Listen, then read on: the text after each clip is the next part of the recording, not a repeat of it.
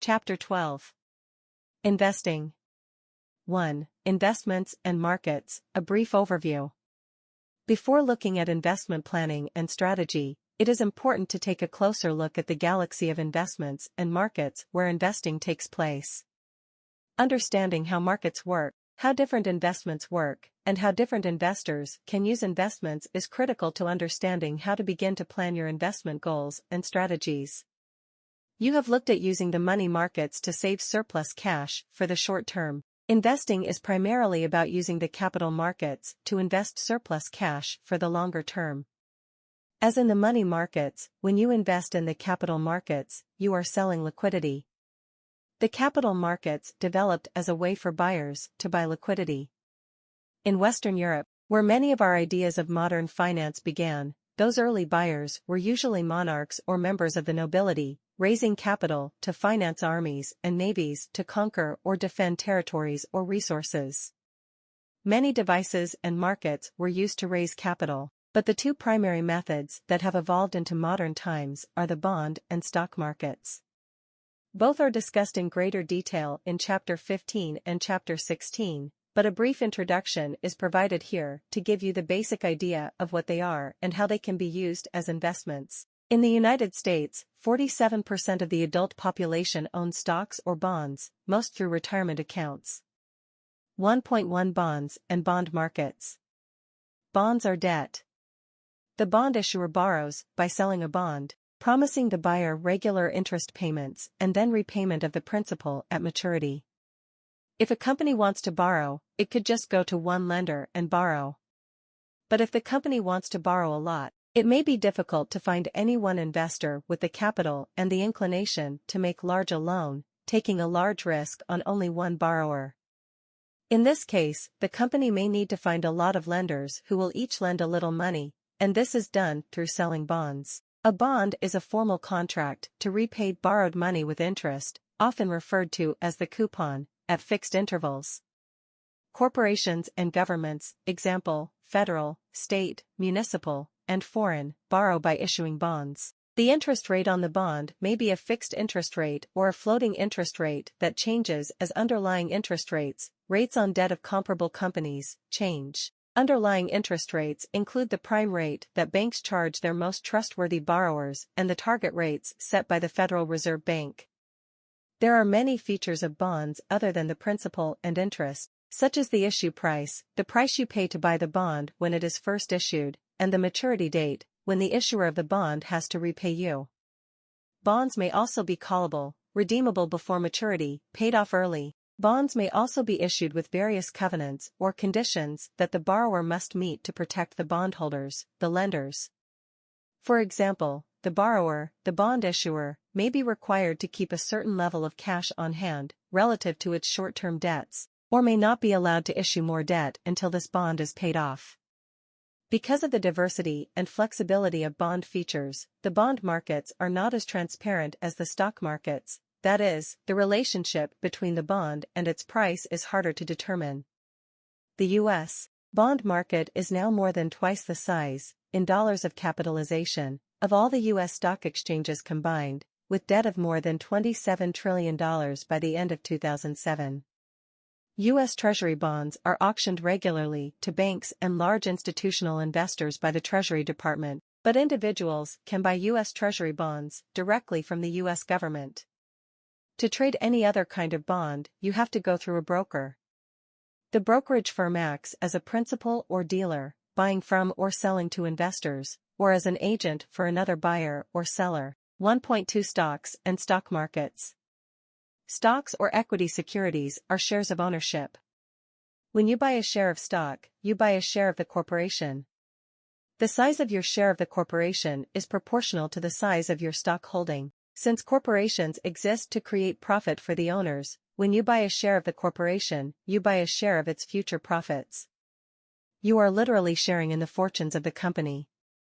Unlike bonds, however, shares do not promise you any returns at all. If the company does create a profit, some of that profit may be paid out to owners as a dividend, usually in cash, but sometimes in additional shares of stock. The company may pay no dividend at all, however, in which case the value of your shares should rise as the company's profits rise. But even if the company is profitable, the value of its shares may not rise, for a variety of reasons having to do more with the markets or the larger economy than with the company itself. Likewise, when you invest in stocks, you share the company's losses, which may decrease the value of your shares. Corporations issue shares to raise capital. When shares are issued and traded in a public market such as a stock exchange, the corporation is publicly traded. There are many stock exchanges in the United States and around the world. The two best known in the United States are the New York Stock Exchange, now NYSE Euronext, founded in 1792, and the NASDAQ, a computerized trading system managed by the National Association of Securities Dealers. The AQ stands for Automated Quotations. Only members of an exchange may trade on the exchange, so to buy or sell stocks you must go through a broker who is a member of the exchange. Brokers also manage your account and offer varying levels of advice and access to research. Most brokers have web-based trading systems. Some discount brokers offer minimal advice and research along with minimal trading commissions and fees. 1.3 Commodities and derivatives. Commodities are resources or raw materials, including the following: agricultural products, food and fibers, such as soybeans, pork bellies, and cotton. Energy resources such as oil, coal, and natural gas. Precious metals such as gold, silver, and copper. Currencies such as the dollar, yen, and euro. Commodity trading was formalized because of the risks inherent in producing commodities, raising and harvesting agricultural products or natural resources, and the resulting volatility of commodity prices. As farming and food production became mechanized and required a larger investment of capital, commodity producers and users wanted a way to reduce volatility by locking in prices over the longer term. The answer was futures and forward contracts. Futures and forward contracts or forwards are a form of derivatives, the term for any financial instrument whose value is derived from the value of another security. For example, suppose it is now July 2010. If you know that you will want to have wheat in May of 2011, you could wait until May 2011 and buy the wheat at the market price, which is unknown in July 2010. Or you could buy it now, paying today's price, and store the wheat until May 2011. Doing so would remove your future price uncertainty, but you would incur the cost of storing the wheat.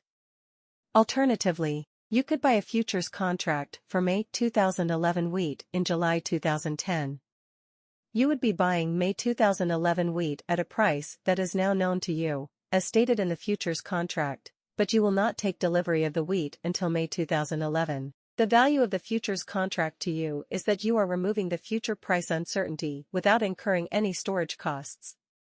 In July 2010, the value of a contract to buy May 2011 wheat depends on what the price of wheat actually turns out to be in May 2011. Forward contracts are traded privately, as a direct deal made between the seller and the buyer, while futures contracts are traded publicly on an exchange such as the Chicago Mercantile Exchange, CME, or the New York Mercantile Exchange, NYMEX.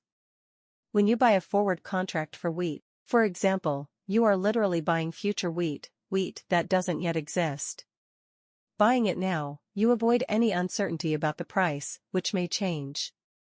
Likewise, by writing a contract to sell future wheat, you lock in a price for your crop or a return for your investment in seed and fertilizer. Futures and forward contracts proved so successful in shielding against some risk that they are now written for many more types of commodities, such as interest rates and stock market indices. More kinds of derivatives have been created as well, such as options. Options are the right but not the obligation to buy or sell at a specific price at a specific time in the future.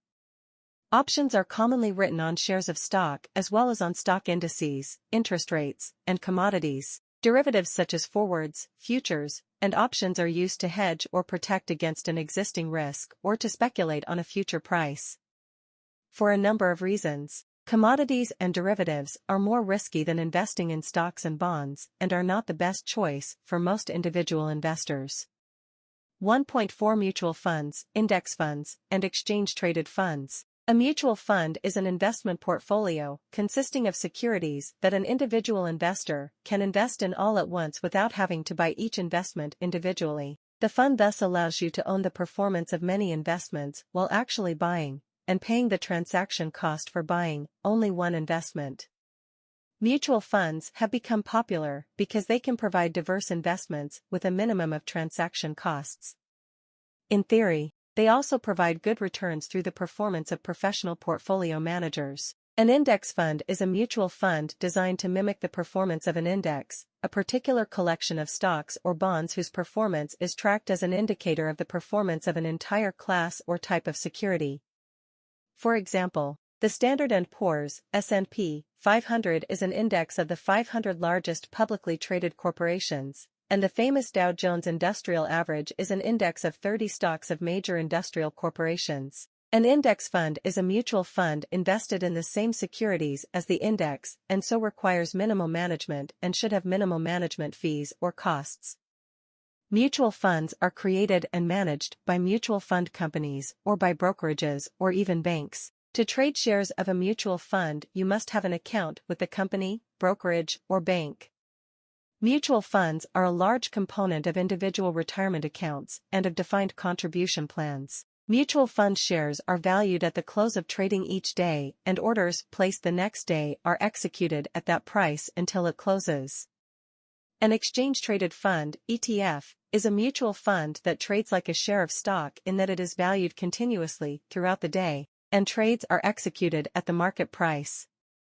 The ways that capital can be bought and sold is limited only by the imagination. When corporations or governments need financing, they invent ways to entice investors and promise them a return. The last 30 years has seen an explosion in financial engineering, the innovation of new financial instruments through mathematical pricing models.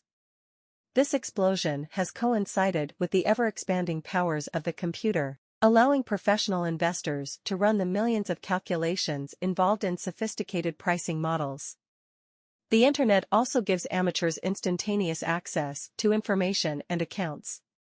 Much of the modern portfolio theory that spawned these innovations, i.e., the idea of using the predictability of returns to manage portfolios of investments, is based on an infinite time horizon, looking at performance over very long periods of time. This has been very valuable for institutional investors, example, pension funds, insurance companies, endowments, foundations, and trusts, as it gives them the chance to magnify returns over their infinite horizons. For most individual investors, however, most portfolio theory may present too much risk or just be impractical. Individual investors don't have an infinite time horizon. You have only a comparatively small amount of time to create wealth and to enjoy it. For individual investors, investing is a process of balancing the demands and desires of returns with the costs of risk before time runs out. 2. Investment planning. Allison has a few hours to kill while her flight home is delayed. She loves her job as an analyst for a management consulting firm, but the travel is getting old. As she gazes at the many investment magazines and paperbacks on display and the several screens all tuned to financial news networks and watches people hurriedly checking their stocks on their mobile phones, she begins to think about her own investments. She has been paying her bills, paying back student loans, and trying to save some money for a while. Her uncle just died and left her a bequest of $50,000. She is thinking of investing it since she is getting by on her salary and has no immediate plans for this windfall. Allison is wondering how to get into some serious investing. She is thinking that since so many people seem to be interested in Wall Street, there must be money in it. There is no lack of information or advice about investing, but Allison isn't sure how to get started. Allison may not realize that there are as many different investment strategies as there are investors. The planning process is similar to planning a budget plan or savings plan. You figure out where you are, where you want to be, and how to get there. One way to get started is to draw up an individual investment policy statement. Investment policy statements, outlines of the investor's goals and constraints, are popular with institutional investors such as pension plans, insurance companies, or nonprofit endowments. Institutional investment decisions typically are made by professional managers operating on instructions from a higher authority, usually a board of directors or trustees. The directors or trustees may approve the investment policy statement and then leave the specific investment decisions up to the professional investment managers. The managers use the policy statement as their guide to the directors' wishes and concerns. This idea of a policy statement has been adapted for individual use, providing a helpful, structured framework for investment planning and thinking. The advantages of drawing up an investment policy to use as a planning framework include the following. The process of creating the policy requires thinking through your goals and expectations and adjusting those to what is possible. The policy statement gives you an active role in your investment planning, even if the more specific details and implementation are left to a professional investment advisor. Your policy statement is portable, so even if you change advisors, your plan can go with you. Your policy statement is flexible. It can and should be updated at least once a year. A policy statement is written in two parts. The first part lists your return objectives and risk preferences as an investor. The second part lists your constraints on investment.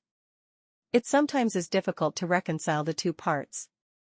That is, you may need to adjust your statement to improve your chances of achieving your return objectives within your risk preferences without violating your constraints. 2.1 Defining return objective and risk.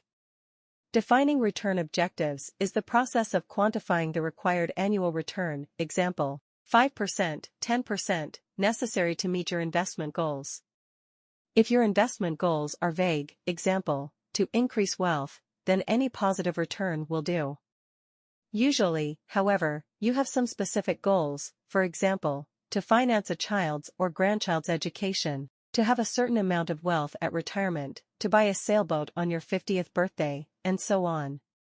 Once you have defined goals, you must determine when they will happen and how much they will cost, or how much you will have to have invested to make your dreams come true. As explained in Chapter 4, the rate of return that your investments must achieve to reach your goals depends on how much you have to invest to start with, how long you have to invest it, and how much you need to fulfill your goals. As in Allison's case, your goals may not be so specific. Your thinking may be more along the lines of I want my money to grow and not lose value, or I want the investment to provide a little extra spending money until my salary rises as my career advances. In that case, your return objective can be calculated based on the role that these funds play in your life: safety net, emergency fund, extra spending money, or nest egg for the future. However specific, or not, your goals may be, the quantified return objective defines the annual performance that you demand from your investments.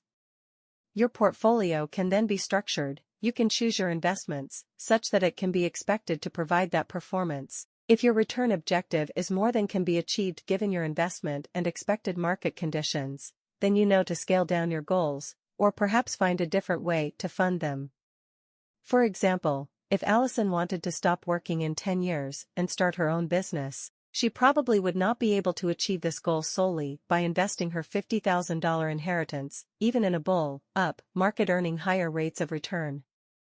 As you saw in Chapter 10 and Chapter 11, in investing there is a direct relationship between risk and return, and risk is costly. The nature of these relationships has fascinated and frustrated investors since the origin of capital markets and remains a subject of investigation, exploration, and debate.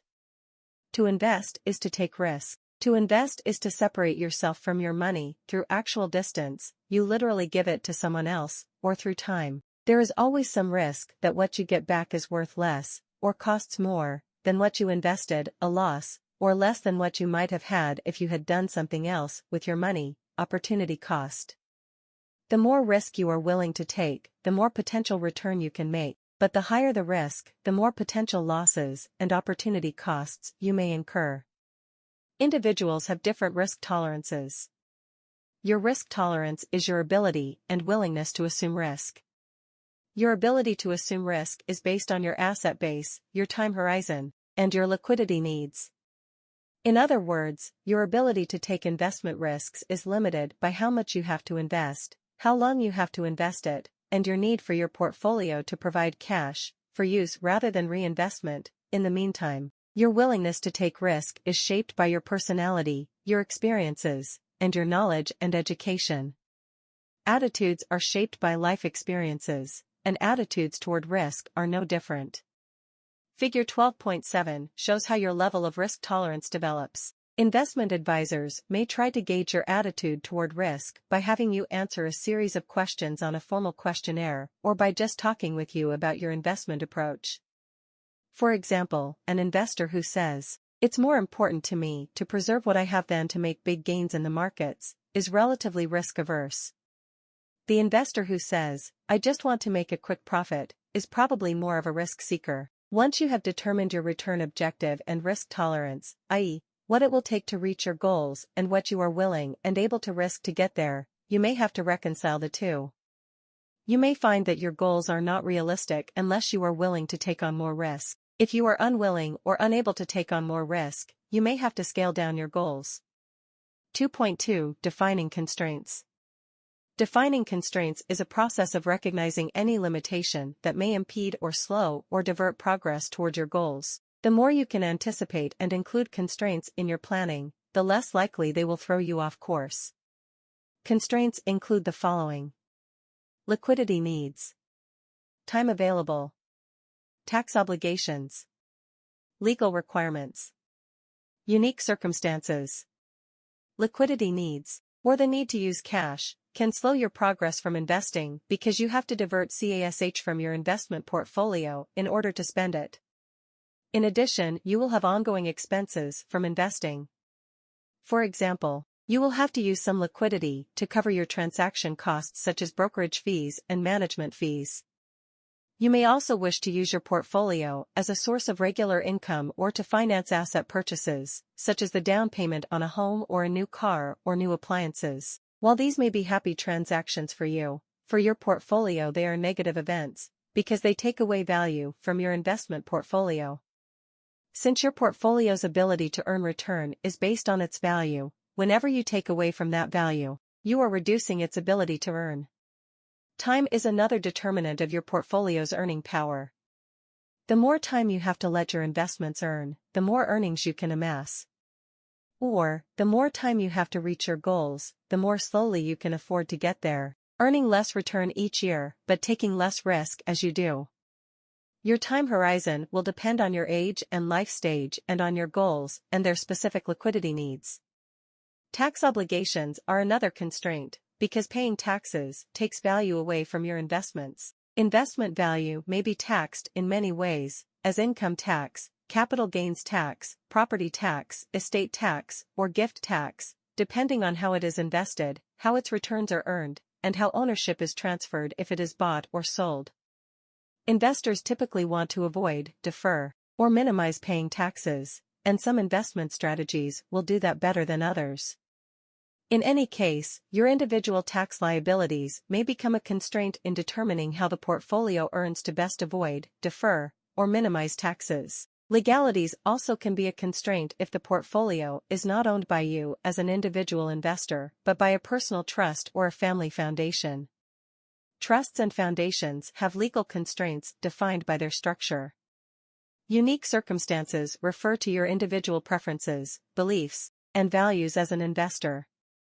For example, some investors believe in socially responsible investing, SRI, so they want their funds to be invested in companies that practice good corporate governance, responsible citizenship, fair trade practices, or environmental stewardship. Some investors don't want to finance companies that make objectionable products or byproducts or have labor or trade practices reflecting objectionable political views.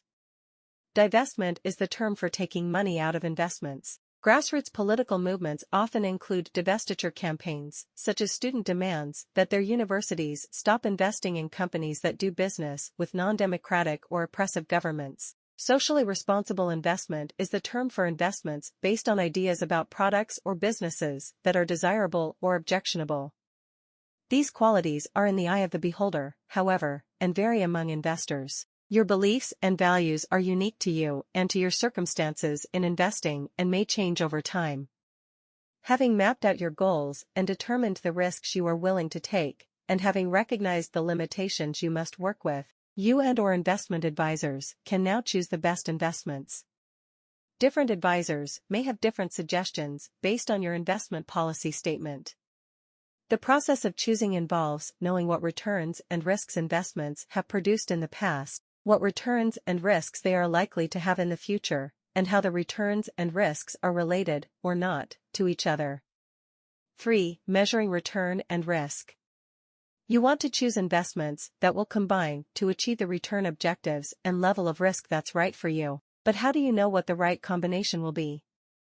You can't predict the future, but you can make an educated guess based on an investment's past history. To do this, you need to know how to read or use the information available. Perhaps the most critical information to have about an investment is its potential return and susceptibility to types of risk. 3.1 Return. Returns are always calculated as annual rates of return, or the percentage of return created for each unit, dollar, of original value. If an investment earns 5%, for example, that means that for every $100 invested, you would earn $5 per year, because $5 equals 5% of $100. Returns are created in two ways: the investment creates income or the investment gains, or loses, value. To calculate the annual rate of return for an investment, you need to know the income created, the gain, loss, in value, and the original value at the beginning of the year.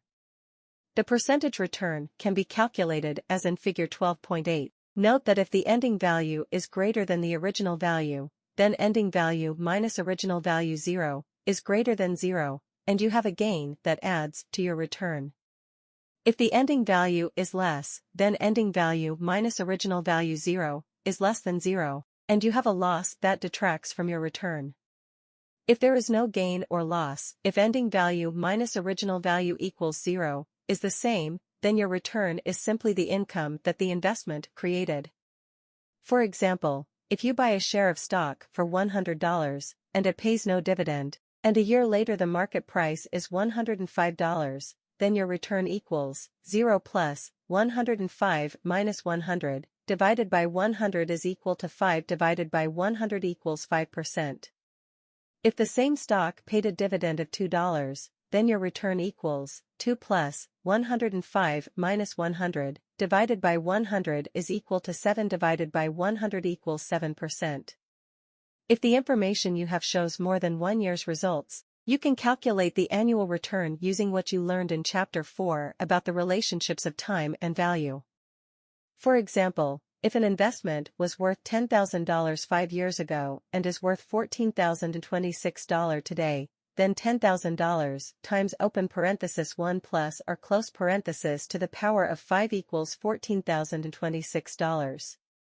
Solving for R, the annual rate of return, assuming you have not taken the returns out in the meantime, and using a calculator, a computer application, or doing the math, you get 7%. So the $10,000 investment must have earned at a rate of 7% per year to be worth $14,026 5 years later, other factors being equal. While information about current and past returns is useful, investment professionals are more concerned with the expected return for the investment, that is, how much it may be expected to earn in the future.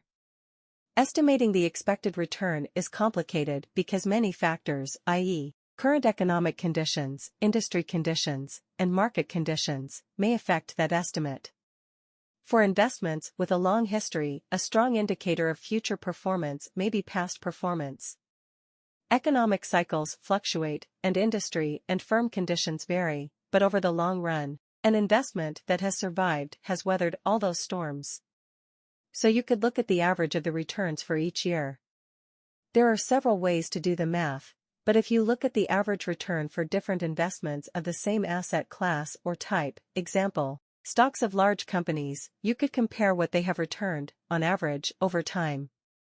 Figure 12.9 shows average returns on investments in the S&P 500, an index of large U.S. companies since 1990. If the time period you are looking at is long enough, you can reasonably assume that an investment's average return over time is the return you can expect in the next year. For example, if a company's stock has returned, on average, 9% per year over the last 20 years, then if next year is an average year, that investment should return 9% again. Over the 18-year span from 1990 to 2008, for example, the average return for the S&P 500 was 9.16%. Unless you have some reason to believe that next year will not be an average year, the average return can be your expected return. The longer the time period you consider, the less volatility there will be in the returns, and the more accurate your prediction of expected returns will be. Returns are the value created by an investment through either income or gains.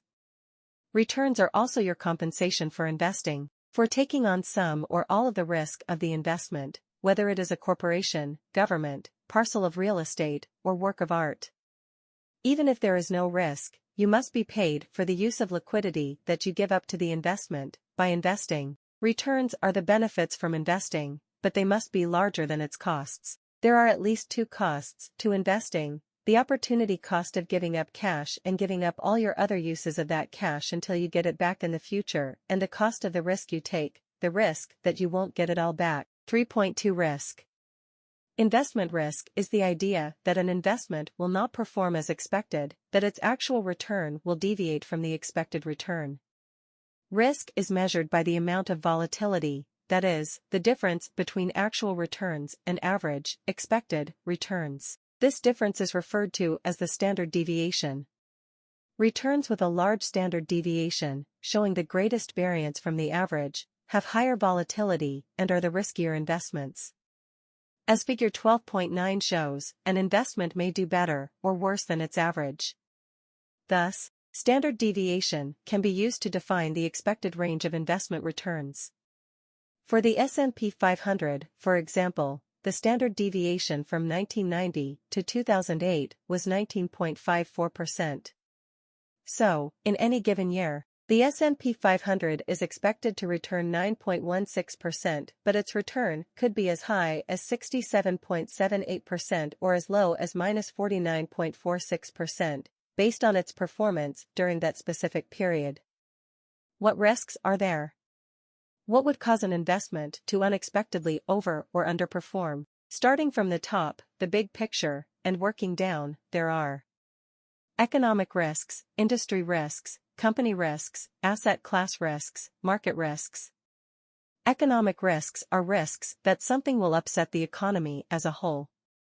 The economic cycle may swing from expansion to recession. For example, inflation or deflation may increase, unemployment may increase, or interest rates may fluctuate.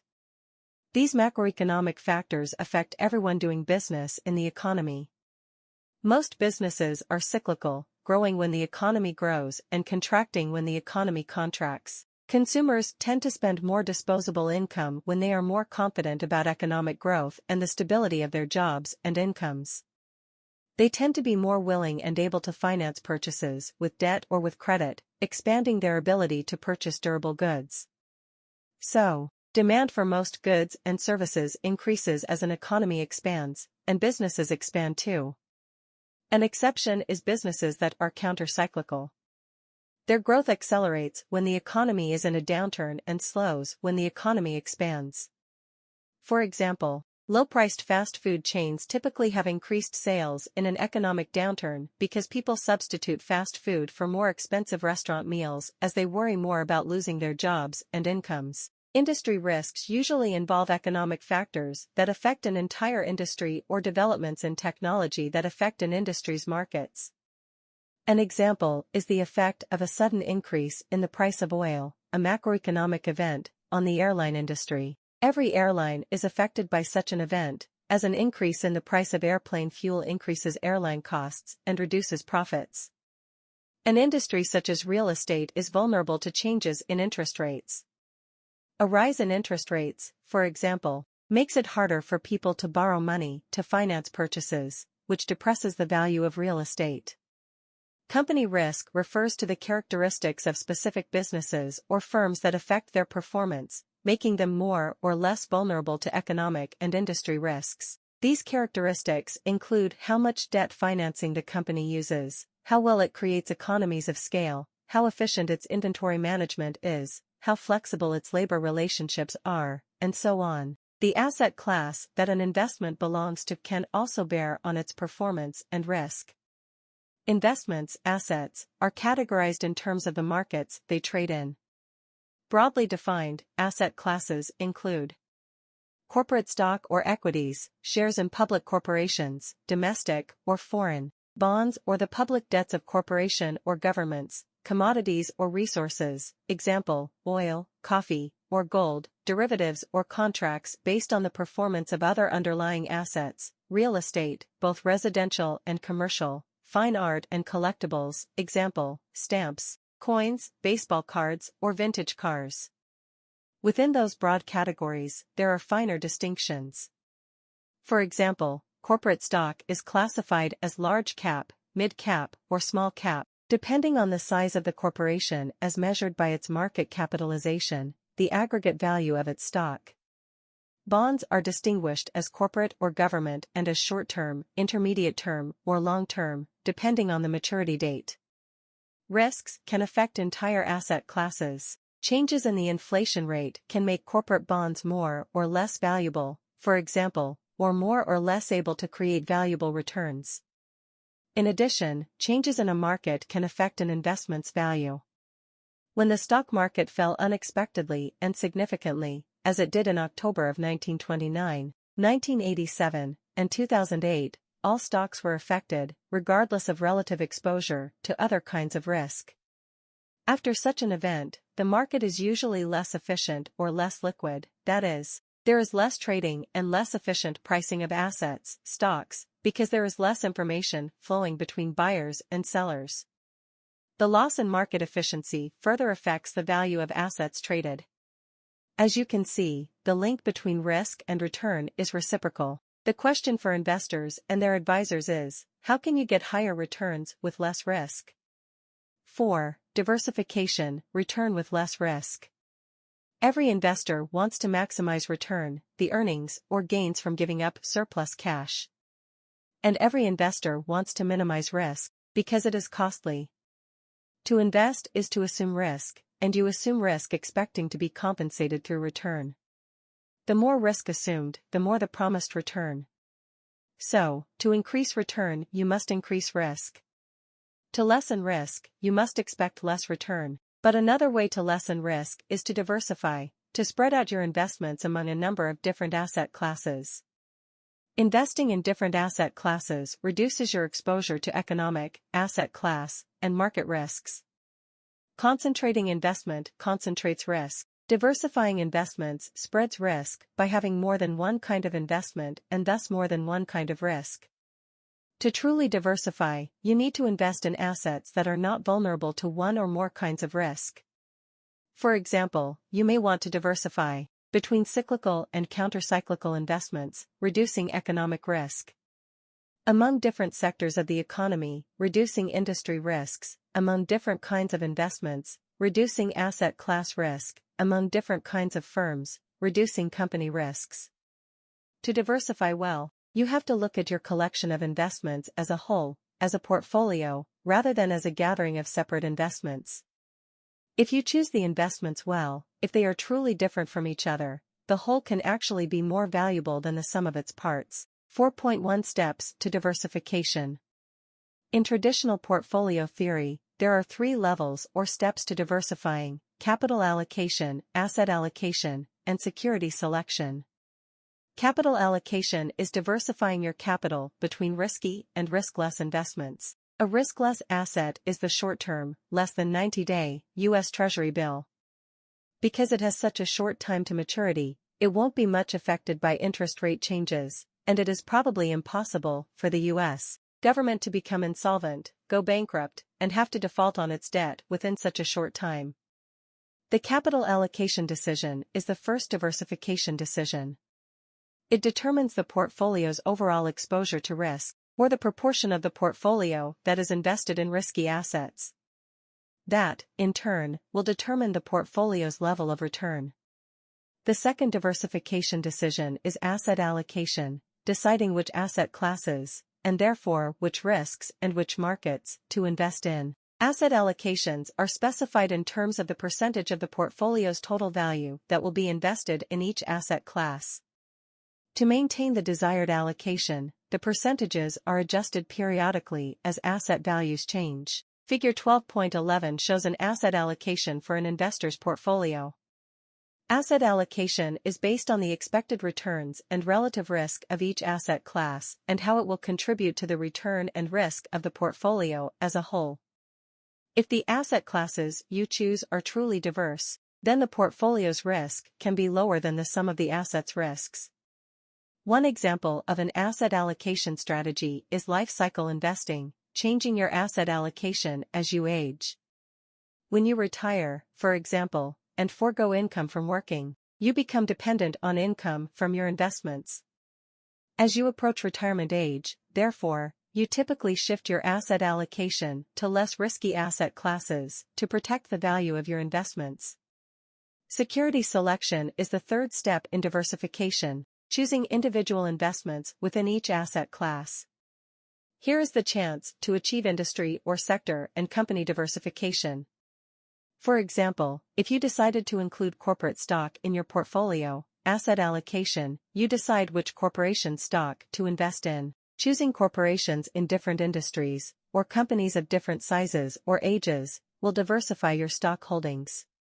You will have less risk than if you invested in just one corporation's stock. Diversification is not defined by the number of investments, but by their different characteristics and performance. 4.2 Investment Strategies. Capital allocation decides the amount of overall risk in the portfolio. Asset allocation tries to maximize the return you can get for that amount of risk. Security selection further diversifies within each asset class. Figure 12.12 demonstrates the three levels of diversification.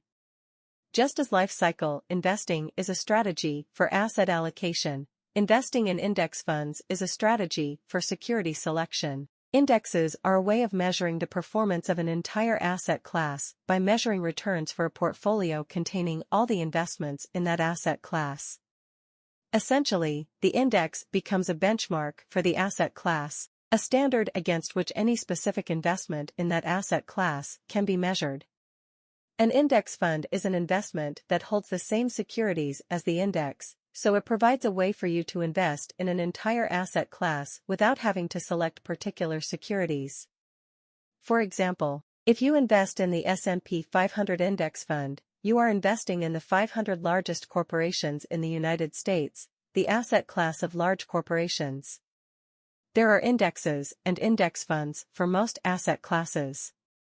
By investing in an index, you are achieving the most diversification possible for that asset class without having to make individual investments, that is, without having to make any security selection decisions. This strategy of bypassing the security selection decision is called passive management. It also has the advantage of saving transaction costs, broker's fees, because you can invest in the entire index through only one transaction rather than the many transactions that picking investments would require. In contrast, making security selection decisions to maximize returns and minimize risks is called active management. Investors who favor active management feel that the advantages of picking specific investments, after careful research and analysis, are worth the added transaction costs. Actively managed portfolios may achieve diversification based on the quality, rather than the quantity, of securities selected. Also, asset allocation can be actively managed through the strategy of market timing, shifting the asset allocation in anticipation of economic shifts or market volatility. For example, if you forecast a period of higher inflation, you would reduce allocation in fixed-rate bonds or debt instruments, because inflation erodes the value of the fixed repayments. Until the inflation passes, you would shift your allocation so that more of your portfolio is in stocks, say, and less in bonds. It is rare, however, for active investors or investment managers to achieve superior results over time. More commonly, an investment manager is unable to achieve consistently better returns within an asset class than the returns of the passively managed index.